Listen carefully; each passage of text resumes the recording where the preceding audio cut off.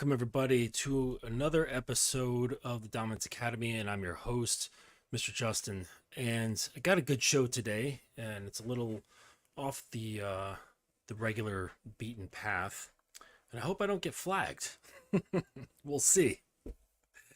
We will see, because tonight's show is going to be about domestic discipline, and it's interesting because the more you look into domestic discipline, if you do some research into it, you'll find that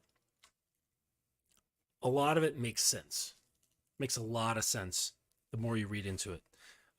There's a number of articles, there's a lot of good books going out about it, and I think that there's actually more people who are, performing domestic discipline than people may realize. I think it's something that is, I think, more common than people might want to admit. And then the effects of it, the effects of domestic discipline are quite positive. You find that the people who engage in this, and usually it's married couples, or people who have been together for a very long time, they all mention about how it brings about strong leadership qualities in the husband and strong submissive qualities in the wife, and it's all around incredibly beneficial. And it's not going far at all into BDSM, because domestic discipline and BDSM, they kind of cross over, but they're not the same. So there might be people who engage in domestic discipline, and this is just basically setting up a very strict power dynamic between the man and the woman. And usually it just involves spanking, and it's not very frequent either. And it's set up early on in the relationship, and then it's just little bits of maintenance that go on, and that's it. For BDSM, it's something that's frequent, it happens more frequently. But in the D in BDSM has to do with dominance as well as discipline. So that's where they kind of cross over, but they understand it in different ways. But anyway, so tonight we're going to talk about domestic discipline and 3 really simple ways that you can bring this about into your relationships should you want to create this dynamic. Okay. And it really is all about establishing very basic guidelines. Okay. So you can't really, a lot of guys, they'll want to have the structure. They'll want to have the structure and be like, I'm the guy, right? They want to be the guy, and I don't blame you. It's an enjoyable experience being the guy, where you get to call the shots, and you're head of house, and you are looked up to as a position in leadership. Okay. But you have to have a system in place in which to kind of regulate things. And of course, it has to be agreed upon. You don't want to just throw this on a woman. And a lot of times, when I'm working with guys and they want to implement some kind of structure into the relationships, usually is the case, they go overboard. They go way overboard when it comes to rules. they go ham. And they're like, all right, I got 40 rules for this woman, and she better be on point or else, right? And it's very heavy-handed and hard. And what this does is it makes for a lot of stress in the relationship. And so whenever you're setting up an agreed upon power dynamic, so let's say you sit down with your woman and you have a discussion with her, or say you get with me and the two of you have a discussion with me, and we're talking about how to formulate a power dynamic in the relationship that's beneficial to both the man and the woman. It's best to start simple. It's best to start very simply and set things up that in a digestible manner. Because if the guy is going to be all right, I want to do this, I want to do this, I want to do this, it will feel like this overload. And if the woman is willing, this can feel overwhelming to her. And then on top of it, she's going to feel like she's not measuring up, because if there's just too many things to adjust to, too many rules to get into, then she's just not going to, she's going to feel like a failure. And we don't want that, right? We want her to feel like a winner. Okay. So the three things, the three easy things that you can do for domestic discipline is appearance, language, and time. And that's it. It's really, really simple. So let's just jump into each of these and we'll break it down. And then, and that'll be that. It's very simple. Okay. So let's look at appearance first. So appearance is really just dependent upon the guy, what his preferences are, and the reason why he has these preferences, and also the culture where you're coming from. Okay, so if you come from a region or a background that is very conservative, then this is going to be reflected in the types of clothing that you find to be acceptable for your woman to wear. Okay, and again, this is coming from the standpoint that she's agreeing to come into some sort of a dynamic like this where there's rules and structures involved. So the first one is appearance, and it's very much important to understand that your woman is an extension of you when she goes out into public. All right, she is your emissary. All right, and so if she's out, whether she's with you or not, and I'd say even more importantly when she's not with you, when she's viewed by society, when she's viewed by public around her, places she goes, maybe she goes to church, maybe she's part of other organizations, maybe she's involved in school, maybe she goes to school herself, her job, whatever, her appearance is very important, because what this says is that my man is not only allowing but condoning the way I look. Okay, and so for my woman, I really don't have to regulate so much, because she's a very classy dresser to begin with. That's just the way she is naturally. But had she had some sort of proclivity to dress more risque, I would have to bring in some regulation and tell her, what is acceptable and what isn't. And not only tell her what is acceptable, but tell her why. Okay. And help her understand the reasonings behind this. And this is what's very important. So appearance is something that you can really very much easily bring into what you're trying to establish as far as power dynamics go. And a benefit of this is I have had conversations with women who do have their clothing choices either picked out for them on a daily basis, or at least the clothing is approved beforehand, like during shopping and things of that nature. And there's this sense of pride, right? I'm looking the way my man wants me to look. And she goes around with this sense of pride in her, that she is this extension of his preferences. And it's a very real thing. What's up, Boxing Dave? Good to see you here, man. So yes, it's a very real thing where they can feel this great sense of fulfillment. And it's almost like he's close to her, because the clothing that she's wearing is something that he's saying, I like that. I want to see that. This is what I want you to wear. Or it's a direct choice of his, where it's like, listen, you're going to wear that shirt or that blouse, that sweater, those pants, or that skirt, or whatever. And this then is something that she's wearing like it's on her body, touching her, right? So this is another layer of you touching her in ways without actually doing something. It's like, the secondary form of touching her. Okay. So appearance is a very easy thing to regulate in a relationship. And this is something that can bring about dominance as like a very simple form of discipline in the home. All right. The next one, and probably more important than appearance, because I think that if you're dealing with a grown woman, maybe she's in her 20s, it might be a challenge, but you know, grown women, they're gonna dress nice anyways.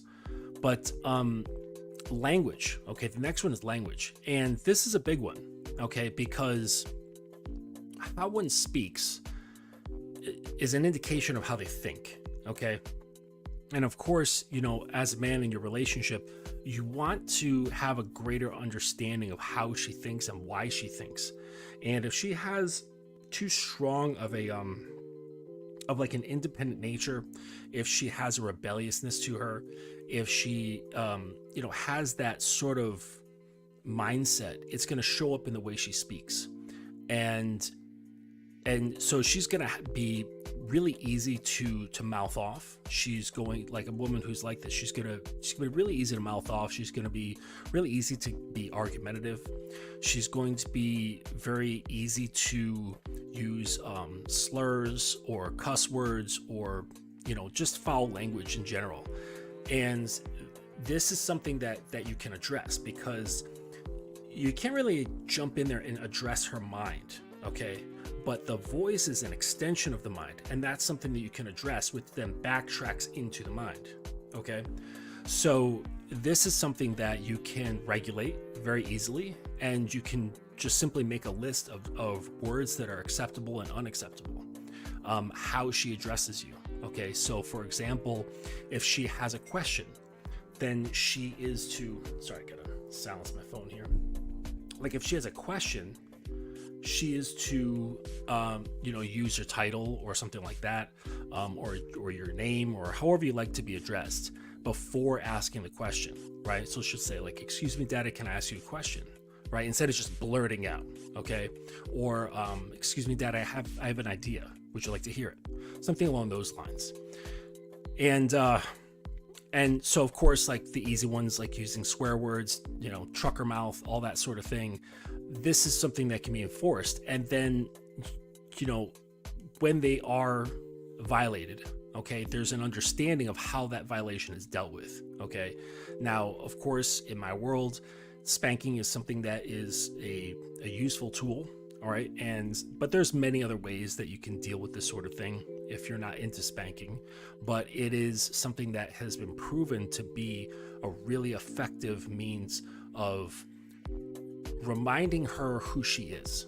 Okay. Now, granted, this is all consensual. This is something that she's accepting as part of her role. Okay. So when it comes into, you know, affecting her mind and affecting her behavior, language is something that easily gets into the mind, because it goes mind out to the voice and then voice into the mind, right? So if you affect the voice and you bring that into submission, then the mind follows. Okay. So the last one, and this is very easy as well, is time. So if there is the idea that you want to keep her understanding that time is important, to be punctual. All right.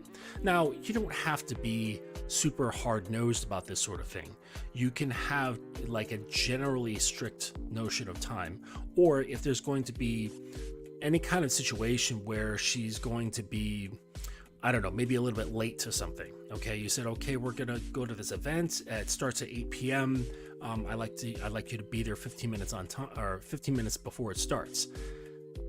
The thing that you want to teach is to have common courtesy to, if there's going to be some kind of holdup, all right, where she's like lost her left shoe, or there was traffic or whatever, that she informs you beforehand and saying, hey, this thing happened, I'm going to be a little bit late. Okay, instead of just waltzing in and being fashionably late and it's like everything's great. And no, it's not. Okay. And as I've said with other things, this sort of stuff has to be dealt with immediately. Okay. So whenever there's any kind of infraction, right, be it, say in this situation, be it her appearance, like she's wearing something that is unapproved, that you find to be embarrassing or not representative of you, or she's using language that is not allowed, or she was late and choosing to show up nonchalantly, it must be dealt with immediately and addressed immediately. And the thing about doing this sort of thing is that, as a man, you must have strong emotional control. Because if you don't have a strong emotional control, you're going to fly off the handle, and then you're going to be acting out of in your emotions. You're going to be punishing her with your emotions behind the action. All right. And so you never want to scold her or spank her or use any sort of punishment tool that you've agreed upon with strong emotions behind it. Right. You always want to remain calm and collected, because if you do get upset, that means her behavior has been able to move you off of your square. And then that puts her in a place of control over you. So you're always going to have to remain calm. All right.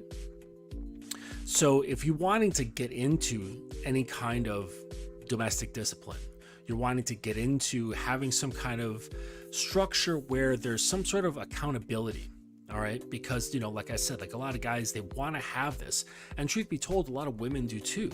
A lot of women enjoy having a strong structure and a means of looking up to their man. Okay. But a lot of guys, they don't really have any sort of system involved in order to start doing this. Okay.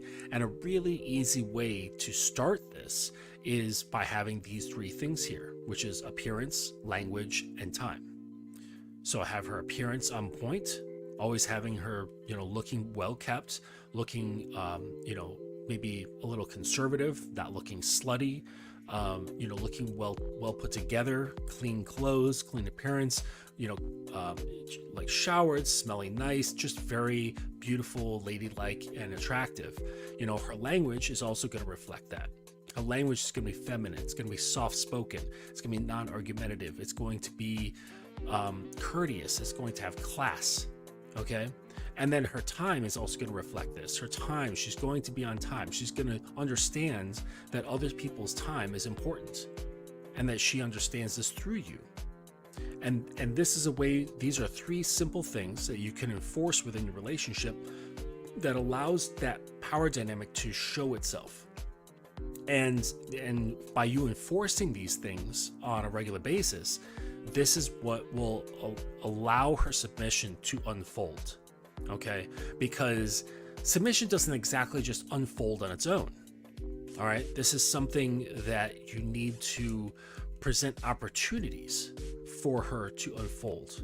All right, a lot of women, yes, some women will be just naturally submissive, but most women are not. Most women may have it in them, but require just a little bit of incentive. Okay, and of course, this includes her ability to trust you. All right, so you have to be capable and consistent in your leadership. All right, so by having these three things, appearance, language, and time, this allows you a little bit of structure on your own. Like, let's say you don't have a fully fleshed out program, you don't have all of your structure in line.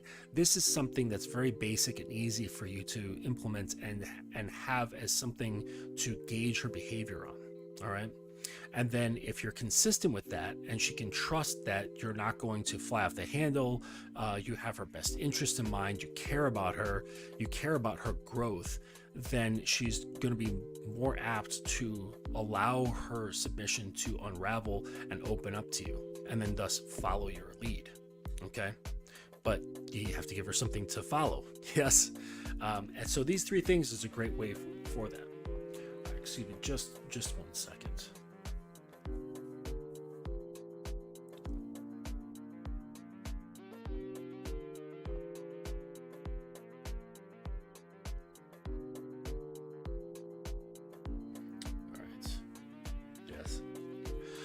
Lady's out getting her nails done. She's on her way home. So, so that's an example. So there's that frequent check-in. Okay, so that's something that I do. As far as time goes in my relationship, it's a frequent check-in. It's so that she just lets me know where she's going, what she's doing, what she's up to, things of that nature. And it's really not about control. It's really not I need to know what she's up to. It's nothing to do with paranoia or anything like that. I really don't care in that sense. What it has to do with safety. Okay, so like if, say, something were to happen and police were involved, at least I would have a general account of what her last whereabouts were. Okay, it also has to do with just a very gentle sort of domination. Okay, it's her answering to me, and so I just put it out there just as something simple because it's a very low cost, low stress thing for her to do, but it still maintains that sort of dynamic where it's like, I'm asking you where you are, I'm asking you what you're doing, and you comply. All right, so it's not like a huge ask, but it's an easy opportunity for her to follow. All right, and it works only in the sense if you truly aren't filled with fear. Okay, if you've got fear in there and you're worried about her getting with other guys or, lying to you and doing this and doing that, then your ask in knowing her whereabouts and what she's doing, then it's for different means. Okay, it's really there to protect your ego, and that's going to filter negatively into the relationship. Okay, so you can't have any sort of that desire to control so you can feel safe. Okay, that's what none of this is about, right? Nothing about domination has to do with your own safety. Okay, it actually has to do with her safety. All right, her well-being. But you can't mask your fears with this guise of, oh well, I'm doing this for your benefit. Okay, like it actually has to be for her benefit. You actually can't give a shit at all about your concerns, right? You shouldn't have them at all to even not give a shit about. Like they're just non-existent. All right, so that's a challenge in itself for a lot of guys, in being able to let go of those fears.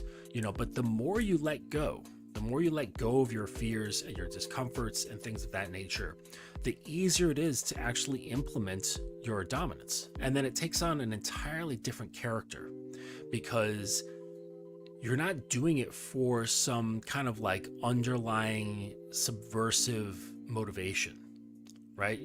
The intention is completely different, and it's more of like a holistic leading. So it's like a whole other beast.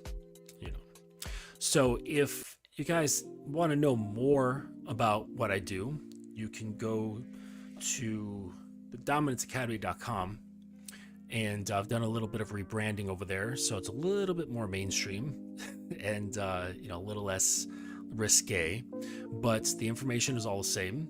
And so if you'd like to support what I do and you'd like to grow as a man, as a leader, and learn about your dominance, you can go there and sign up for one of many courses that I have available, and that allows me to continue doing what I'm doing for you. So like I was saying, as far as dominance goes and being able to implement discipline in your relationships, you kind of have to take yourself out of it. It's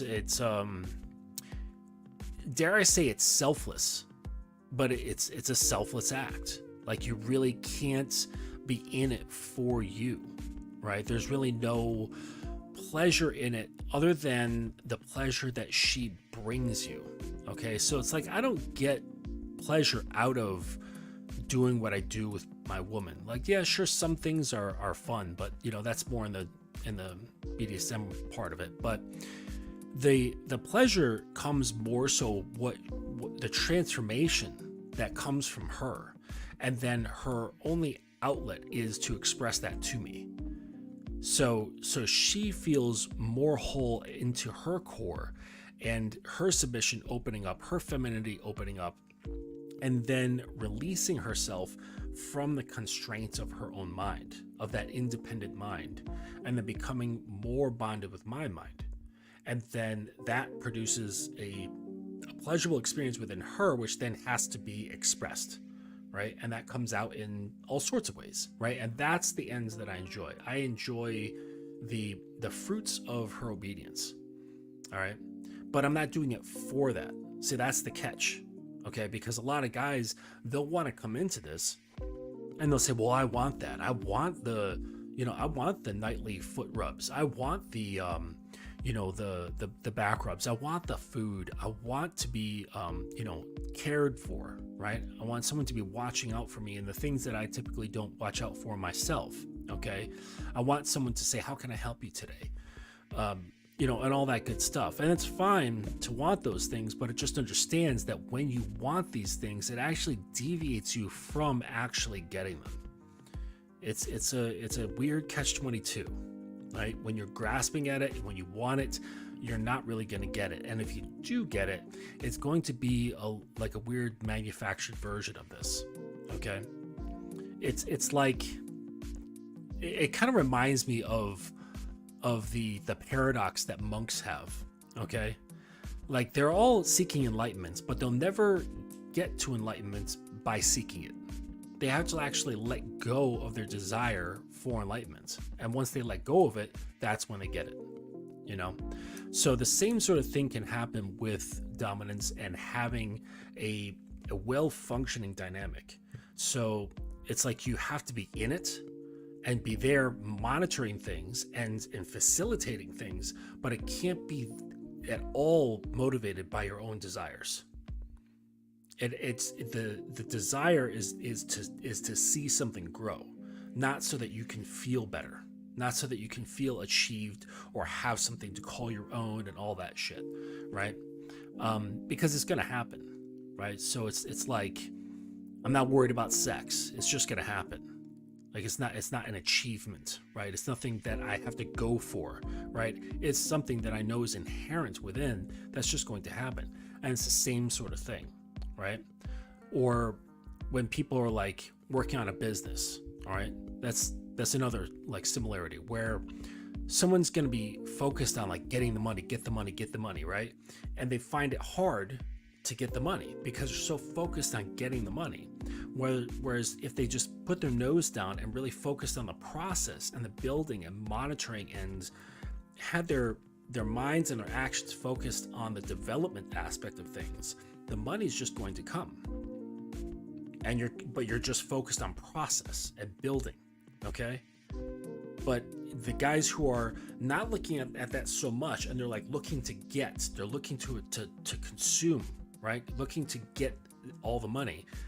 It's not as easy, right? And it's the same way with getting submission, with getting her to just give you her body, right? And she's like, look, this is yours. You could do whatever you want. You can have whatever you want of me. When you're focused on that, you don't get it. And so, but when you're more focused on the process, you're more focused on building the structure, you're more focused on everything in the middle, right? Not the beginning or the end, but everything in the middle. That's when the things come about naturally. Okay? So, like I was saying, if you want to get something going, like really easy, super, super easy, just focus on appearance, language, and time. Okay? Now, of course, you want to be an example of these things. Okay, so you can't have sloppy appearance, right? You can't look like shit. You can't smell like shit. Okay, take care of yourself. Have like clean your skin, right? Wash your beard so it doesn't fucking stink. All right, if you got a beard, wash your hair, right? Wear clean clothes. Have it pressed, right? It doesn't have to have buttons on it and shit. Just if you're wearing a t-shirt, like at least make sure it's pressed, right? That's the good color combinations. All right, look good. Be presentable, like whenever you leave the home, okay? Even in the home, you can have good appearance, okay? Like, that's not something that I really focused on a whole lot. So like my girl, she got me like the silk robe, right? And it's like really stylish and I love wearing it in the home when I'm just chilling, right? Have like a nice pair of slippers, okay? Like these are things you can do to like accentuate appearance so that it becomes an important aspect of how you show up everywhere, even in private, okay? Your language, be exemplary with your language. If you don't want her to use swear words, you don't want her to talk like a fucking drunken sailor, then you don't talk like a drunken sailor, okay? Watch your tone, watch your tongue. Don't raise your voice. Don't go shouting out. Don't be out of pocket with how you talk, right? Be clear, be concise, be well-mannered. Have some class when you speak to people. and that brings about respect, because it's a reflection of how your mind works. Okay, and then also be respectful of time. So you can't expect her to be really on point if you're not really on point. Okay, expect from her what you're doing. So if you're a little bit loose on time, you can't expect her to be tighter than you. Okay, that's kind of weird. At least you can expect her to be just as tight as you. Right? And if you want things to be tighter, then you have to be the example. Let's see here. Hey, what's up, Dylan the Islander? Question, do you agree that if you just want to fuck a woman, you should just tell her straight from the jump that you would like to fuck her? Why are you spelling fuck with a Q? just use CK like everybody else. What's you on this one? I would say that there's better ways to communicate that than just say, hey, you want to fuck? Because even if she really wants to, it's rare. I mean, unless she has super, super high interest, or she's had like a couple of drinks, you know, and the inhibitions are down, you're like in a vacation spot, you know, just anything that makes inhibitions go down. Okay, you're out traveling, you're in Hawaii, you meet some girl, she's traveling, whatever, like maybe, yeah. But generally speaking, being that plain and straightforward, even if she wants to, okay, what this does is it strips away the fantasy. Okay, women love fantasy. They run it in their heads constantly. And it's indicative in their stories, okay? The stories they read, like those romance novels and shit. I told you this before. They are the highest grossing sale book genre in the world, okay? Under religious text. So there's like religious books up here, okay? Bible, Quran, all that stuff. And right underneath that are the smutty romance novels in terms of number of copies sold worldwide.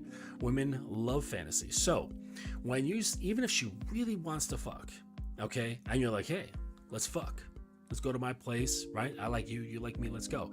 Like that completely just destroys any sort of fantasy involved, right? There, that removes all kind of sensuality. It removes any kind of like interplay of energy, of flirtation and things like that. Like I was talking to this guy earlier today, and he was talking about something similar. And what I like to do is that when I know a woman wants to fuck, that's time for me to sit back, okay? Because most people, they'll just jump right at it, okay? If she's like, yes, I'm down, let's fuck. I see it as an opportunity to play a little bit of cat and mouse, because it's more challenging to find that balance point, because if you play too much cat and mouse and you like fuck with it too much, then the cat loses interest. Okay, and they're like, all right, I can't get it, I'm out of here. Okay, but if you let them catch it right away, then they lose interest like really easily. So they lose interest if you let them get it too soon, or if you play with them too long. All right, so this is what I like, is knowing they have that desire and then slowly like gauging and pulling and releasing this interplay. All right, that's what I like. So it's now I have her, and it's depending on what I can do with that interplay. That for me is a fun, creative experience, and what that does is it shows her what I can do in the bedroom. Okay, anybody can go in there and fuck. Okay, but what can I do to edge her? Right. So now I'm edging her without even touching her. I'm edging the situation, and she's letting me know, yes, we'll fuck. But I'm like, are we? Right? And I keep that question as like, well, are we? And while at the same time presenting just a very sexual and open sort of vibe, and I'm not going anywhere, but I'm not taking her either. So it can be kind of confusing, which increases sexual tension. Okay? And then if you really want to fuck with it, while the tension is very high, you give her a nice kiss on the cheek, a nice hug or something like that, and you say, I will be in touch with you tomorrow. And she's like, what? Because every other guy or any other situation where I've just thrown myself at a guy or whatever, it's been like immediately right in there. And this guy has played with me a little bit, made me want him even more, And now he's like, let's just take it easy. Right now, she might take that as a blow, okay, and she might lose interest, or it could skyrocket the interest, and that is just a risk you're gonna have to take. All right, that's a risk that I'm willing to take because it's enjoyable, right? It's not so fun to just, I don't know, there's no thrill in the hunt when they're just like, all right, take me, and you're like, okay, I'll take you, right? It's so like 1 + 1 = 2. It's like, right?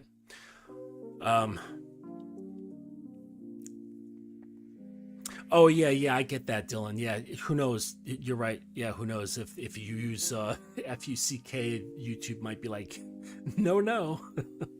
Yeah, this place is weird. But yeah, it's just understand that women love a story. Okay, they love a good story. They love telling their friends what kind of meetup they had. Like she's like, oh, they're like, oh girl, what'd you do last night? And she's like, you'll never believe what happened. And they like come right in. They're like, tell me all about it. Tell me all the details. This, that, and the other. If it was just like, yeah, he was cute. We had a couple drinks. We went back to his place and we fucked. It's like, okay.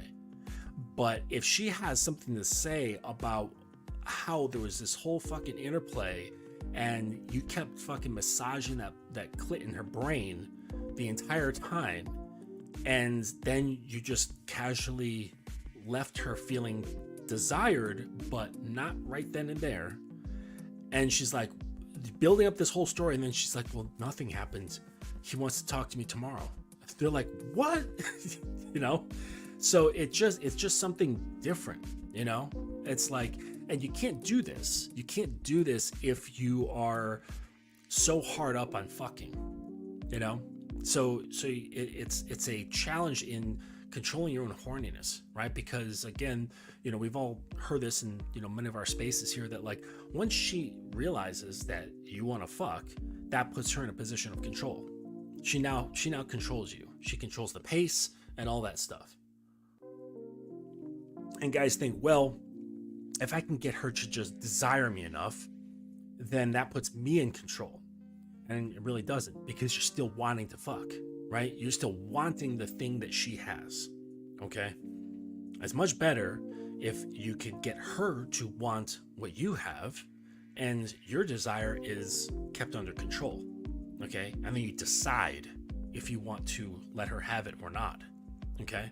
So this takes maturity. It takes having control of your emotions, control of your desire, control of your sexual impulses, right? But when you have control, that's when you can hone it and make it do what you want it to do. This is like with martial arts and stuff like that. It's like, it's one thing to have like crazy power, like be able to like, smash somebody's face in. But it's like, can you do like a spinning fucking tornado kick and like knock a feather off of somebody's nose without even like touching their skin? You know what I'm saying? It's like, that's like power, but in control. And you can do whatever you want with it, But if you're just like all raged out, all you can do is just smash people's faces in. You don't have any control, right? So it's being able to turn eroticism into an art form, right? And you can't do that if you're just so led with your desire to like,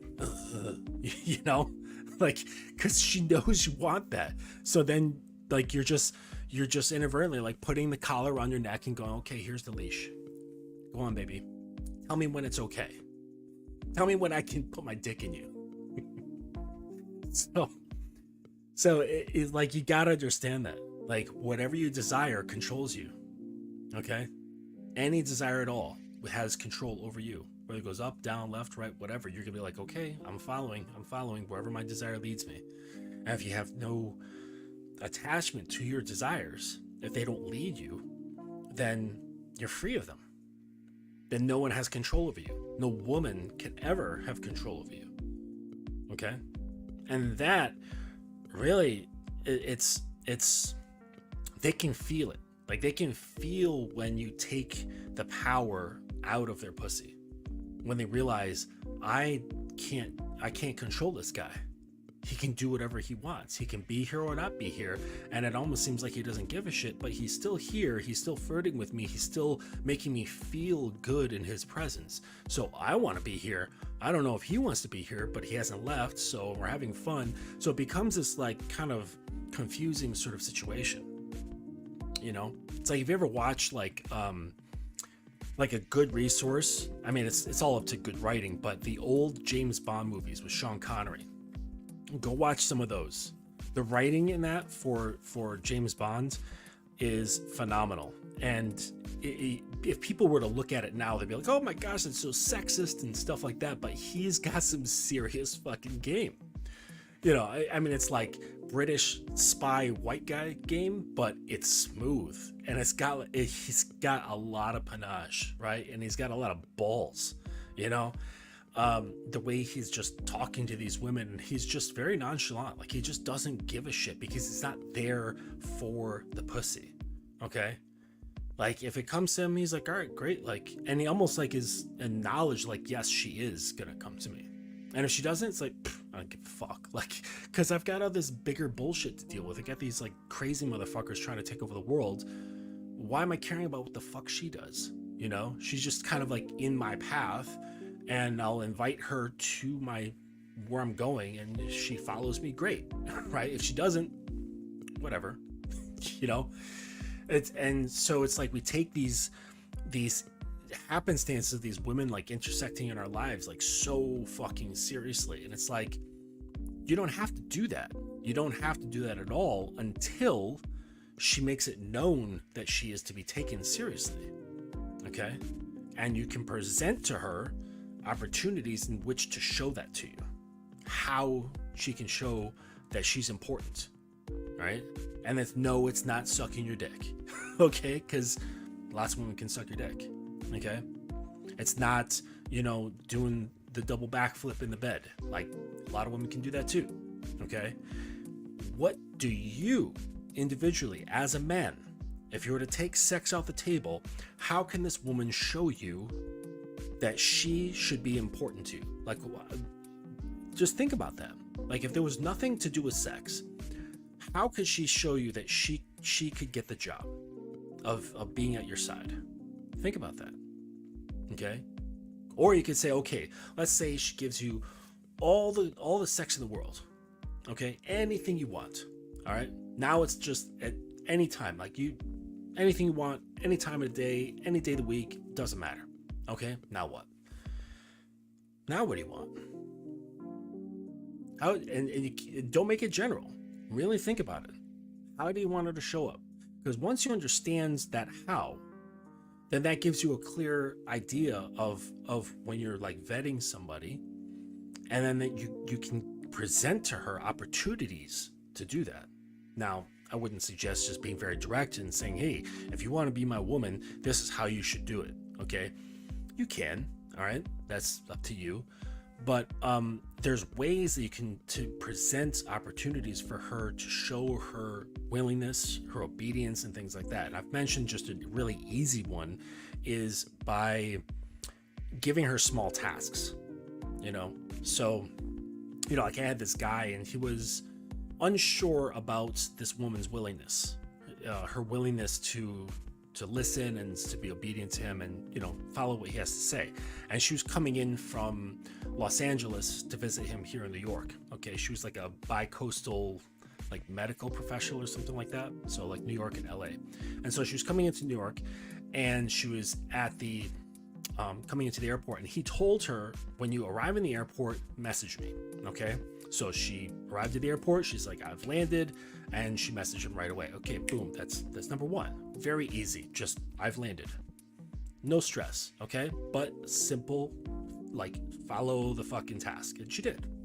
Next, I was like, listen, just ask her to buy anything. Okay, buy a fucking pair of I Love New York socks or a little fucking Statue of Liberty magnet, like those little stupid like tourist stores that are in the airport. Have her get something like that. Okay, whatever it is, duty-free alcohol, I don't care. So he asked her to pick up, he went a little bit bigger, and he asked her to pick up a bottle of vodka. All right, pick up a bottle of vodka from the duty free. So she buys a bottle of vodka, but then on top of it, okay, while she was going, she in the taxi, she stopped at a grocery store and picked up some mangoes because in a previous conversation he had mentioned that he loves mangoes, that it's his favorite fruit. So she remembered that and grabbed that up. Okay, so now not only is she following instructions, but she's being proactive. Okay, she's going a step outside but forward. Okay, and so this is something that you can do. So the reason for the example is to show that you can just give very simple things to see how willing she is to follow what you have to say. Okay, to follow your instructions, follow your orders, follow your direction. Okay. Dylan, you're free to ask whatever question you want. It doesn't matter, man. There's not a lot of people here. It's a nice, relaxed evening. We're chilling, you know.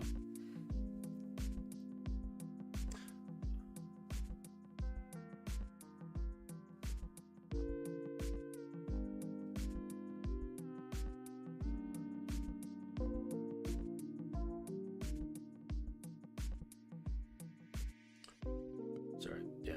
Girl sent me a message that piece of furniture came, but it's too heavy to bring up, so I'm gonna have to bring it up for her. But yeah, Dylan, feel free to ask any question. Anybody can ask any questions. It doesn't matter. You know, we're having a relaxed conversation here. But yeah, so just a simple instructions to see, you know, because if you go with something that's high stress, then you're less apt to get any sort of compliance. Okay, and then as the low stress requests happen, then you can increase the stress of them to see how compliant she is, because it might be no big deal, right? So it's like, how far can you push it to see where her big deal is, where it feels high stress to her? And this is just to give you some sensory input as to like where she's at in terms of like her willingness and desire. Okay, because the higher the stress means it requires more and more trust.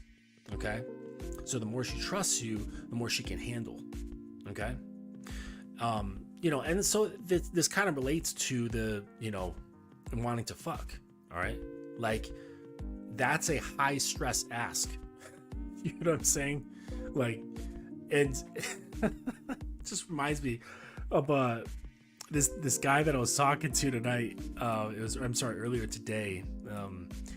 And he was telling me this story about how he was at a bar. Oh, what did he say? Oh, this woman, she was wearing these tight leather pants. Okay, yeah, so he was out. This woman was wearing these tight leather pants, and I said, okay, so what'd you say to her? And he said that he walked up to her and said that she looked really good in those pants. And I was like, okay, so let me just ask you real quick, is that all that you said to her? And he goes, yeah. Like, dude, okay, so imagine you're this cute young woman, you're out, you got like these tight leather pants on, you're feeling good. This rando comes out of nowhere, stands in front of you and says, you look good in those pants. And then doesn't say anything before or after that. And then you say, okay, thanks, because you don't really know what to say. And then he just like moves, like just floats off. That's got to be one of the weirdest things to say ever. And once I like brought that to his awareness, he was like, oh my gosh, I can't believe how creepy and strange that was. Okay, like, if you're gonna talk to a woman, you have to actually talk to them like they're people. Okay, not just holes for you to put your dick into. Okay, that comes after. Right? They can be holes for you to put your dick into them afterwards. Okay, but when you're first meeting them, talk to them like people. Right? Not just like, hey, your skin looks great in those tight leather pants. Ugh. Creepy dudes. You know, and I'm like, so you didn't say anything like before or after that? You didn't introduce yourself? Like, you didn't even tell her your name? No, you just creeped her out and then turned around and walked off, wondering what the hell just happened. Yeah, she was wondering what the hell just happened too. So, I got a question from Dylan again. And tips on what to say or how to deal with women when they try to shame you for having the audacity or telling them that you want to have sex. Well, because it's already, like I explained, like it's already known by them. They know that guys want to fuck them. Okay, so it's better to talk to them and try to gauge their interest and bring about their interest in wanting to fuck you, and then you get to decide whether it happens or not. Okay, like I said, that's too easy. It's too easy, and it's crass, right? It's just crass. There's no classiness to it. There's no smoothness to it. There's no panache. There's no skill involved, right? It's very cavemanish to just be like, hey, I want to fuck. You want to fuck? Like, we're not like in some, like, 80s college movie, like, at least that's the way it was in some of the movies that I watched. Like, it's just not realistic. And there's no, like, shame you. Like, well, yeah, you should be shamed, right? Because it's just weird, right? It's like think of like the smoothest motherfucker. Like, to me, like that's the Sean Connery 007. He would never ever propose sex to a woman. He would never say that. He would never be so forward, or so bland, right? That's what it is. It's bland. There's no flavor to it whatsoever. Okay, yes, it's being direct. Okay, and yes, if you're that direct with every woman, and maybe once in a while when her interest is very high, or maybe she's had a couple of drinks, or she's on vacation, sure, she might take you up on it. Okay, but most women are not that way, right? They don't want to feel that. Makes them feel cheap. Okay, it makes them feel like a whore. Okay, and when you're looking at them that way and say, hey, I want to fuck, you're basically saying, like, I'm not really interested in you at all. I just want to put my dick in one of your holes. So, you down with that? So, under normal circumstances, they're going to be like, no. Like, even if they have interest, all right, they still want that magic. They still, like I said, they want to be able to tell a story, okay? It's not a very fun story if they sit down with their girls and like, he just said, do you want to fuck? And I said, yeah, sure, let's fuck. And then we fucked. Like, there's no magic in that. There's no story. There's nothing juicy about that at all, right? Like, you have to understand how women think and how they relate with sex. Okay, it's a deeply emotive sort of thing for them, even just casual sex, because that is even linked with stories that they tell themselves and fantasy and all that bullshit. You know what I'm saying? It's like, look into like women's fantasies. Look into like how they think sexually. Like, I've mentioned this book. It's an old book. It's called My Secret Garden. Not The Secret Garden, but My Secret Garden. And it's a collection of women's fantasies that this one writer, she did some interviews, and like she allowed women to write in submissions, all anonymous, and just about their sexual fantasies. And to this time, this day and age is probably kind of tame, or not, depending on where you're coming from. But the idea is that women are dreamers. Women are dreamers when it comes to sex, when it comes to romance, when it comes to just fucking, when it comes to casual encounters, when it comes to relationships, when it comes to marriage. They're dreamers, okay? So you have to understand that they're dreamers and get into creating that dream, okay? Even if it's just for a one-night stand, right? Understand like how to cultivate that magic, okay? So if you're being that boring, that straightforward, and that crass, like, I'm not surprised you're getting shamed, just because there's like, I don't know, it's not cool. There's no flavor to it. 100% me. What's up, dude? What's the best way to set up a threesome, and what is proper etiquette with these situations? It depends on, if it's with your main. Typically with threesomes, it's either like a happenstance, like random happenstance. You're at a party, you're making out with one girl, you're making out with another girl, you kind of like are in the same vicinity, you're like, hey, let's go into that other room, and then you get it on, okay? Or you're at a sex party, and that's just the general, like, there's a lot of talking, there's a lot of consent involved, there's a lot of communication, and you just set it up and you go. For like regular situations, typically it's a guy and his main girl, and you know, he wants to bring in another woman. Okay, so there's some steps involved in this. Okay, if she's not like readily into it, you know, you can gauge that just by bringing it up, right? Just by bringing it up, say, hey, you know, I've thought about you know, bringing another woman into the bedroom, you know, what are your thoughts on that? And if she's kind of like resistant on that, or it's like, oh, like whatever, that's an idea of like, you know, how you can start massaging in this sort of thing. Okay. And because a lot of times women will be open to this sort of thing, but they don't want to like admit it to themselves or admit it to the guy even that they're with, because it feels slutty, or it feels yeah, it just like feels slutty, you know. So what you can do is like, let's say you have a say you've got like a mutual friend, right? And you know, maybe your girl like thinks that she's cute, or there's like some woman that like she thinks she's cute.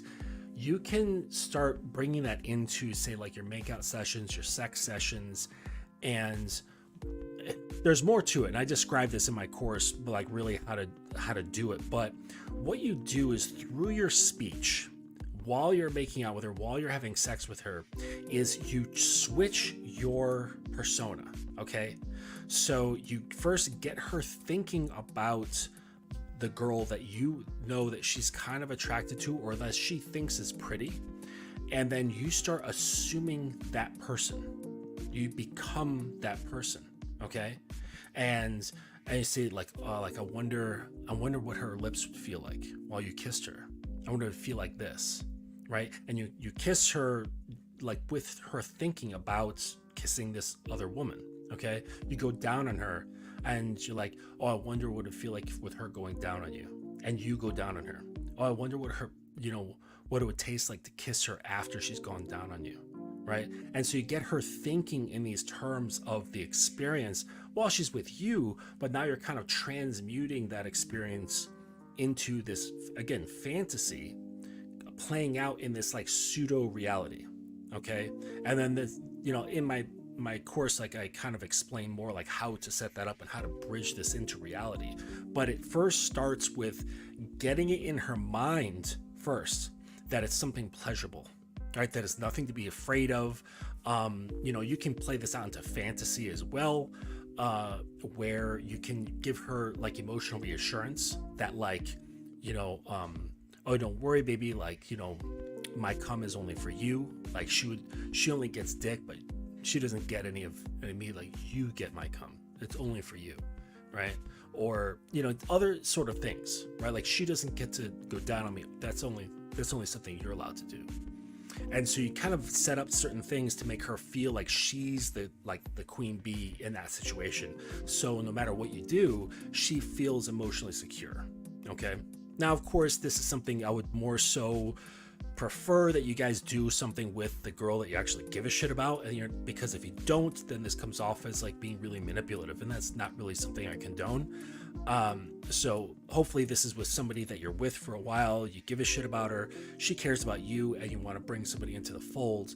This is something that you can either just talk about and just bring in, or this is something you can kind of coax into her mind and making her feel a little bit more comfortable with, you know, sexually exploring another woman with you while not feeling slighted, like you're trying to use it as an opportunity to fuck some other woman, right?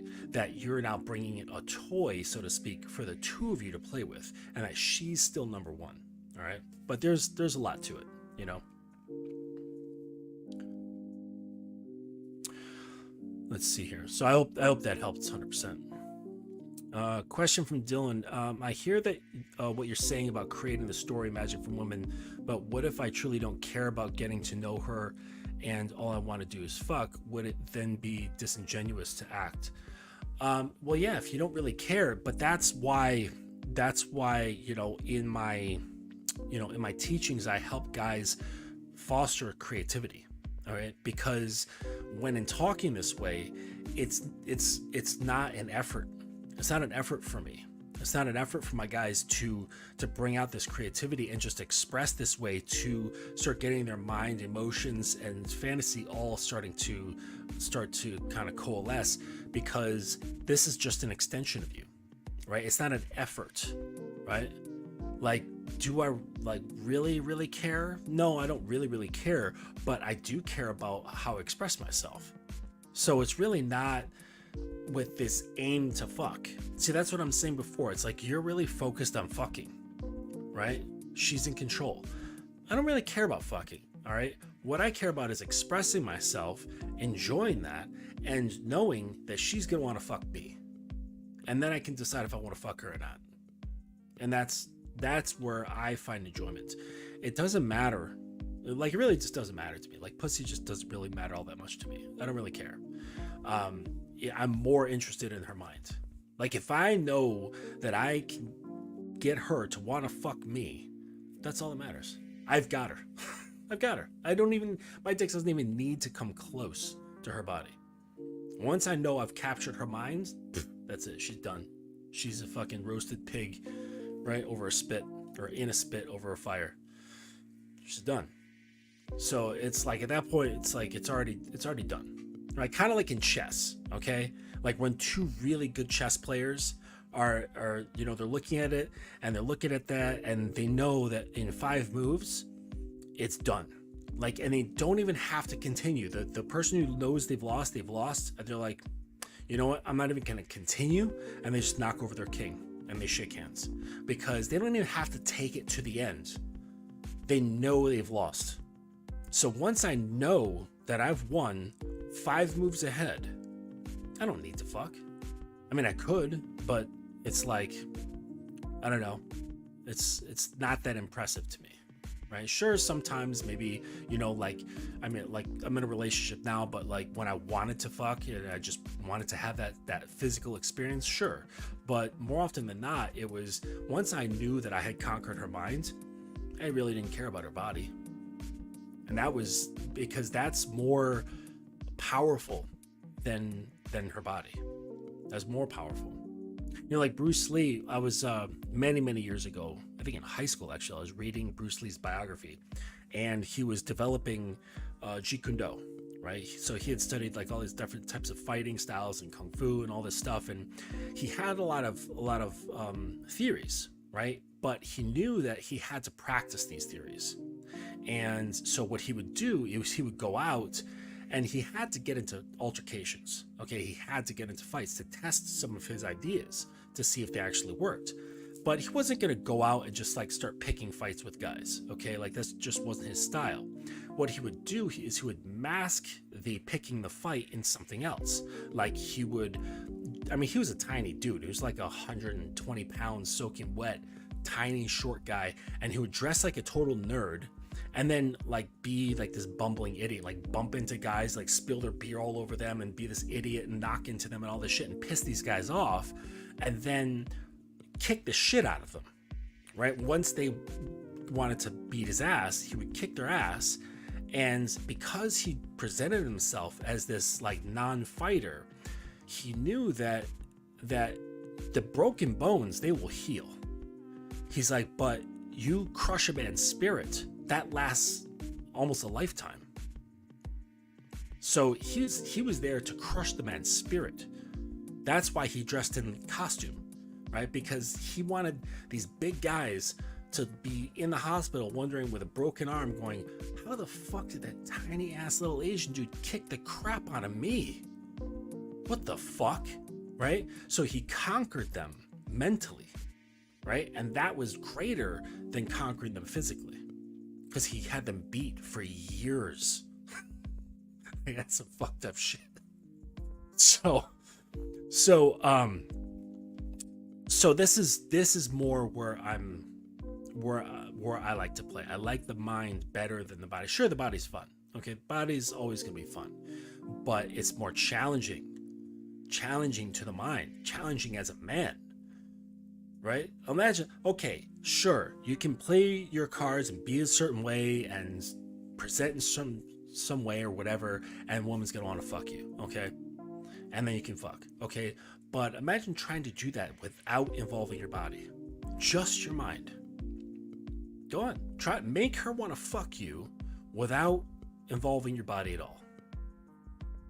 That's challenging, okay? Do that. 100%. Yes. I've heard of and have performed no touch orgasms. It takes a lot of practice. It's not something that can just happen on the fly. It's best if done with somebody who has a lot of trust in you. But yes, I've done this with my woman, where she's been brought into certain states of consciousness, states of awareness, states of arousal, and then I tell her to come, and she's come. And it was a couple of instances, and it's really, really cool. And it's something that you can actually build into. You can build into with hypnosis. It's not stage hypnosis, no trickery. It's something that actually works. This is something that actually works. It can take weeks, though. It can take weeks of training and a lot of consistency, and there has to be willingness on the part of the receiver. They have to want it, but yes, it can absolutely happen. And then you can change the triggers into whatever you want. Right? It can be a touch on the earlobe, and then she has an orgasm. It can be a vocal command. It could be a hand gesture. It can be a sound that you make. Whatever it is you want, you can anchor pretty much anything. Okay. Whatever it is you want. And yes, it can turn into touchless orgasms. And I think that's really, really cool. I think that's awesome. But again, like I said, it requires a lot of trust on the part of the woman to want to be able to have such control, right? Giving so much control to her man. And there's some people who are very much into that, like as far as like hypnosis kink and touchless orgasm kink.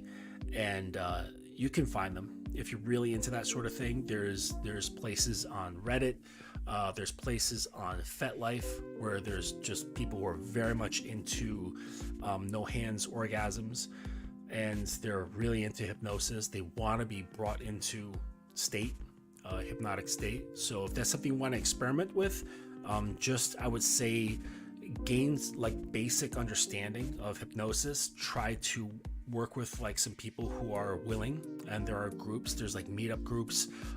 There's probably groups in your area, because hypnosis is a very common, like widespread thing.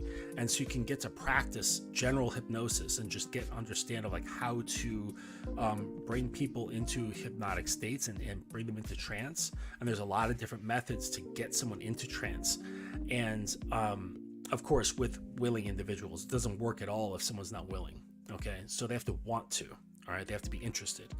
But yeah, there's a lot of people who are into hypnosis, and then you can take that knowledge and go over into some place like FetLife, certain areas of Reddit.